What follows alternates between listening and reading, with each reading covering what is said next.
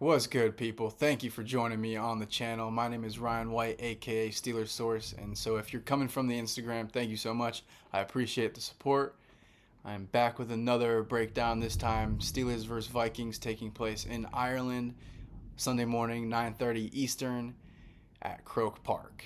And so, both teams coming to the matchup at 2-1, with the Steelers beating the Jets Week 1, losing to Seattle, and then rebounding against New England last week.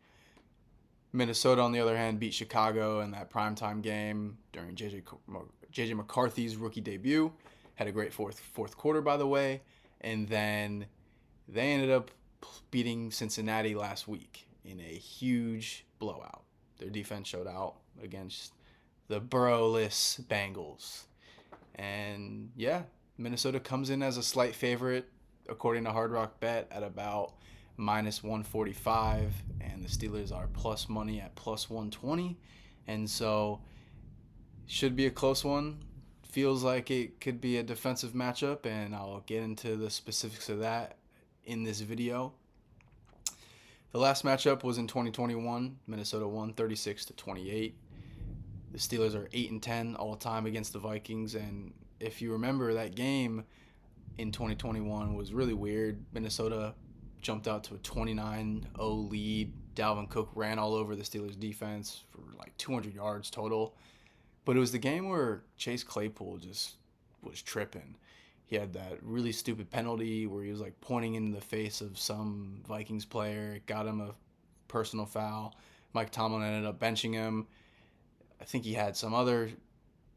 So I think that was the game where he was like celebrating and got some dumb penalty as well. Like just a bad game. But Big Ben wasn't going to go out like that. You know, he ended up putting like 21 straight on them in the fourth quarter to make it a game, but Vikings ended up getting it. So Vikings won the last one. Both teams are completely different compared to that last matchup.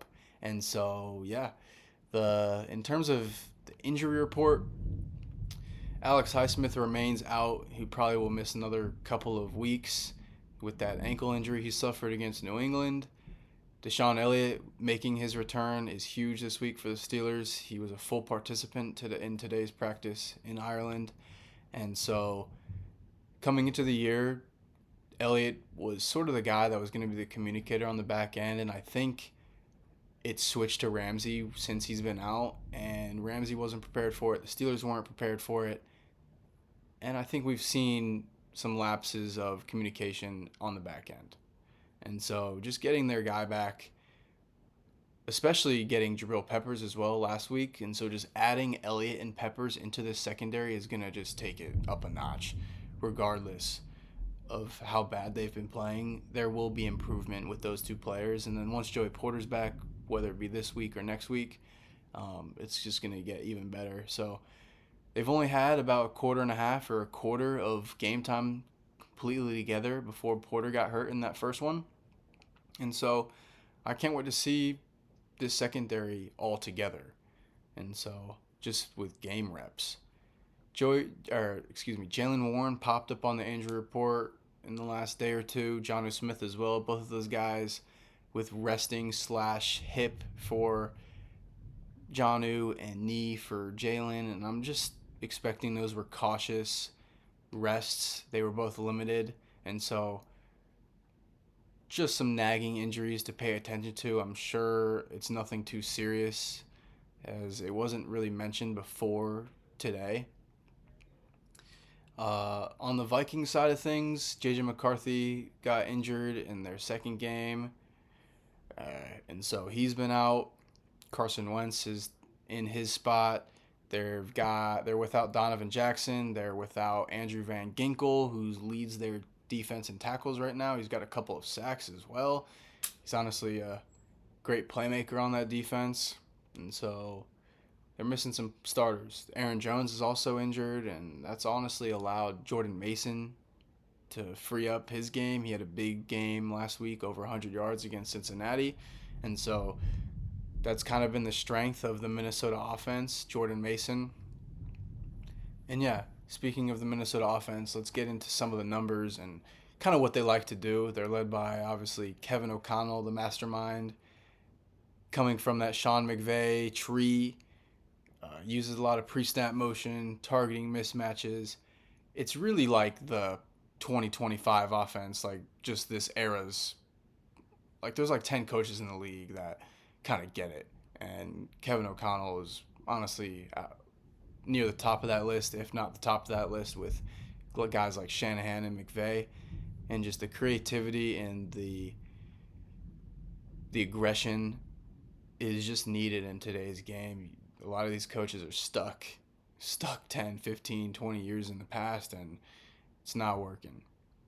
Cough, cough, Steelers and Arthur Smith and Mike Tomlin. Take some notes. But yeah, this Vikings offense honestly hasn't been too elite through the air, and that's expected with a young quarterback, J.J. McCarthy, making his debut, and then quickly having to go to backup Carson Wentz, who is one of the better backup QBs to have, but not really the most efficient player at this stage. And so their EPA per play is 29th so far. Their success rate is 9th in the league. As a passing offense, their EPA is 30th. On the ground, they're 15th, so a little bit better on the ground with Jordan Mason. Their average depth of target is 8 yards, ranking 10th in the league. So despite not being too dangerous, they are, per target wise, pushing it down the field more than the Steelers, which we'll get into that in a little bit. So J.J. McCarthy and Carson Wentz are throwing the ball farther down the field than Aaron Rodgers. And so take that for what you will. It just blows my mind, honestly. But sack percentage, the Minnesota Vikings are vulnerable. They are dead last in sack percentage on the offensive side of the ball. They are taking sacks at a rate more than anyone. 14% of their dropbacks, they are getting sacked so far. And so, against this Steelers front, TJ Watt, Cameron Hayward, Nick Herbig, Jack Sawyer, Derek Harmon, Y.A. Black, Loudermilk, all these guys, blitzers, Patrick Reed, Peyton Wilson. This is another matchup where you should have the advantage. In my opinion, last week, the big advantage of either side was the Steelers D-line against the Patriots O-line, and I think it showed. This is another similar instance, in my opinion. If the Steelers front seven can wreck this game and wreck this offense, speed up Wentz, make him be aggressive and make him force balls, create turnovers, cause havoc, it'll be the recipe for success. Because on the other side of things, I don't even know if Arthur Smith is ready for what Brian Flores is about to bring him. This Minnesota Vikings defense is only giving up 19 points a game. They're the fourth best so far on third down. Brian Flores, who was the former assistant with Mike Tomlin just a couple of seasons ago, so there will be some familiarity between those guys. I just don't think the Steelers have the personnel or scheme to really mess with what the Vikings defense has been doing, especially when it's led by Brian Flores. Pre-snap disguises, unique blitzes and coverages, which is quite literally the opposite of what the Steelers do on defense. And so it's hard for me to imagine that offensively Arthur Smith and them will be ready for what's going to happen to them. In terms of EPA per play, Minnesota ranks number 1. Against the pass, they're number 1. They are vulnerable against the run so far. They're giving up about 150 rushing yards per game, I believe. That could be wrong. But yeah, they are giving up a lot of run on the ground. And so maybe that's where the Steelers and Jalen Warren, Kenneth Gainwell, maybe Caleb Johnson can get some snaps. Who knows about that situation? But maybe that's an area this offense can exploit. But in terms of personnel, they've got Jonathan Allen on the defensive line. He's good at collapsing pockets. Good at stopping the run as well. Javon Hargrave, their nose tackle. I'm sure most of you remember him. He can pass rush. He's got a great technique. He is he's on the smaller end of nose tackles in the league, but he's fine at stopping the run as well. He's got 2 sacks on the year. Jonathan Grenard off the edge is their speedy edge rusher. He's got a nice bag of moves. He's former Gator, so he's going to be good. He's got a sack and 3 tackles for losses, and like I mentioned earlier, Andrew Van Ginkel is out. He's honestly a great scheme fit with Flores, flies around their defense and great in zone and pass coverage. Ivan Pace leads their team in tackles with 26. He's honestly a just great run stuffer, plugging holes, blitzing, end-to-end speed for a linebacker is pretty good. Eric Wilson's got 17 tackles, just a good veteran over the middle to have. In their secondary, they're led by the cerebral veteran Harrison Smith, who, even though he's getting up there in age and his speed and explosion isn't as good, the IQ, the run stuffing is all still there. He's very valuable. He's a great tackler, great communicator. Harrison Smith is still one of the guys that most teams would love to have in their secondary. His running mate, Josh Metellus, is used greatly by Flores. He's a hybrid type of safety, good in run support, good coverage instincts. For their corner room, Isaiah Rodgers had a big game last week. He's super speedy corner, good at preventing deep balls because of that recovery speed. He made a great play on T. Higgins last week at the catch point in the end zone for a jump ball. So that's good to see from him. Lost my train of thought. Yeah, he's a super aggressive guy. He had a pick 6 last week and a scoop and score for a touchdown. And so, real threatener if he can get the ball in his hands. On the interception, it was Harrison Smith that tipped it to him. So, just that secondary's flying. That defense just plays like everyone's on a string. Like, someone's controlling them like a puppet play. And so, anytime a defense is playing like that, it's going to be extremely hard for an offense to do anything, especially the Steelers offense that is dead last in average depth of target. Aaron Rodgers ranks 32nd in average depth of target at 5.2 yards per pass. It's going to be really hard to win games like that. And I know Rodgers at 41 wants to just stay healthy and make it through this season, keep it safe, no turnovers, rely on this defense.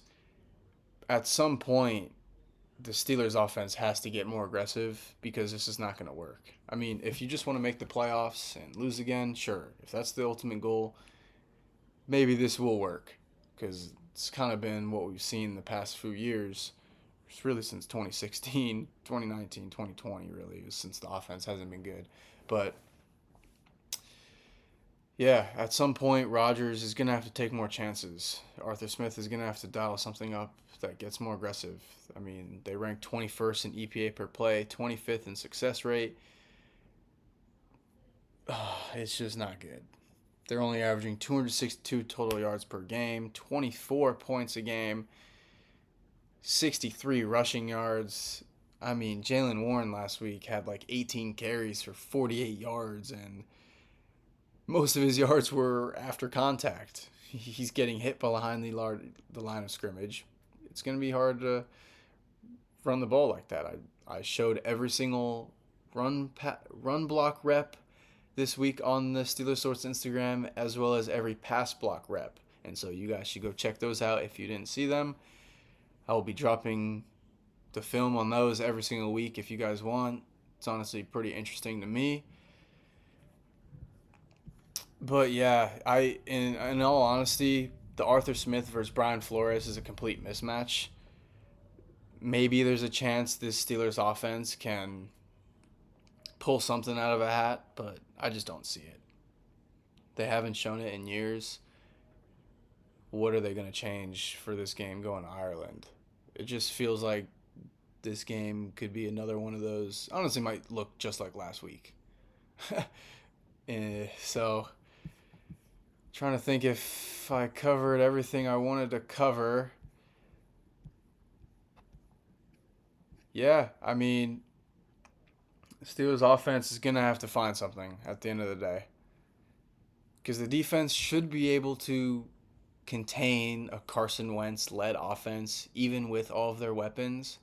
It's just the mismatch seems to be the defense versus the Steelers offense. And maybe I'm just too hard on them right now, but Seattle had a lot of success.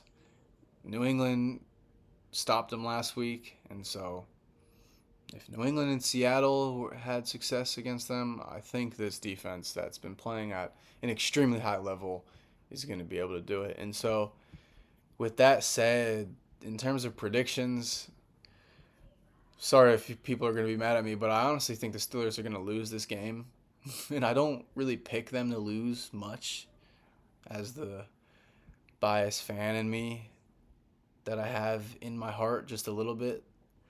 But yeah, this week, I don't see it. I think it'll be close. I think maybe 17-10, 17-13, 20-13, something like that. I think Minnesota wins by a touchdown or a field goal. But that means if the Steelers win, I'll be even more happy, I'll be surprised and happy. But yeah, comment your predictions, comment what you think. Any feedback, I would love. And I appreciate the support. Thank you so much for tuning in. And I will be back Sunday afternoon with a reaction to the game. Hopefully, it is a win. And I will catch you then. So, thank you.